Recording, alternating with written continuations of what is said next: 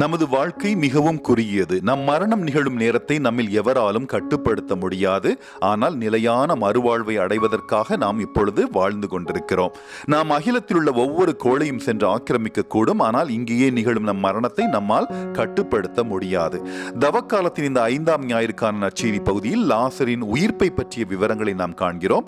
இயேசு தன் நண்பரான லாசரின் மரணத்தை தடுத்திருக்க முடியும். ஆனால் நமக்கு அன்பானவர்களின் மரணத்தினால் நாம் அடையும் துயரத்தில் அவரும் பங்கு கொண்டு மரணத்தின் மீது கடவுளுக்குள்ள ஆளுகையை வெளிப்படுத்த விரும்புகிறார். மனிதனின் நம்பிக்கையும் கடவுளின் சர்வ வல்லமையும், அதாவது கடவுளின் அன்பும் ஒன்றையொன்று தேடி இறுதியில் ஒன்றிணைகின்றன. நமக்கு நெருங்கியவர்களின் மரணங்களின் பொழுது நாம் அனைவரும் லாசரின் சகோதரிகளான மார்த்தா மற்றும் மரியாவை போலத்தான் நடந்து கொள்வோம். நீர் இங்கே இருந்திருந்தால் என் அன்பிற்குரியவர் இறந்திருக்க மாட்டாரே என்று அழுது புலம்புவோம். ஏனெனில் இயேசுவின் மீது நாம் கொண்டுள்ள நம்பிக்கை முழுமையற்றதாக இருக்கிறது. மேலும் நம் நடுவில் அவர் பிரசன்னமாக இருப்பதை அங்கீகரிக்கவும் தம் பிள்ளைகளுக்காக அவர் வகுத்துள்ள திட்டங்களை உணர்ந்து கொள்ளவும் நாம் தவறிவிடுகிறோம். இயேசு நம் பக்கத்திலேயே இருக்கும் பொழுது நாம் ஏன் அஞ்ச வேண்டும்? லாசரின் மரணமும் உயிர்ப்பும் கடவுளால் முழுமையாக திட்டமிடப்பட்டிருந்தன என்பதை நாம் உணர்ந்து கொள்ள வேண்டும்.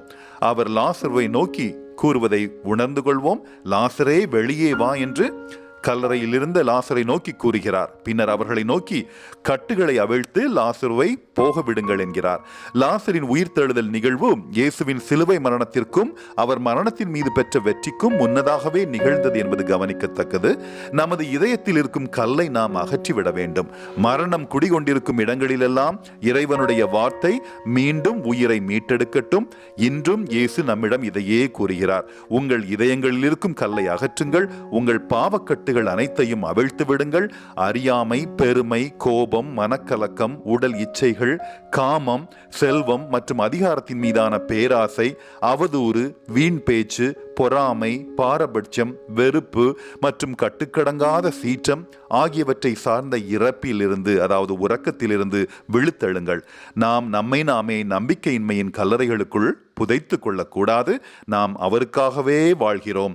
அவர் திருவுளம் கொண்டால் இவ்வுலக மரணத்தை ஏற்றுக்கொள்வதற்கு நாம் எந்நேரமும் தயாராக இருக்க வேண்டும். ஏனெனில் அந்த மரணமே நமது நிலையான இறுதி இலக்கிற்கான வாசல்களை திறந்து விடுகிறது. மிக முக்கியமான கேள்வி, அதோடு நான் முடிக்கிறேன். நான் எனது மரணத்தை எதிர்கொள்ள இப்பொழுதே தயாராக இருக்கிறேனா?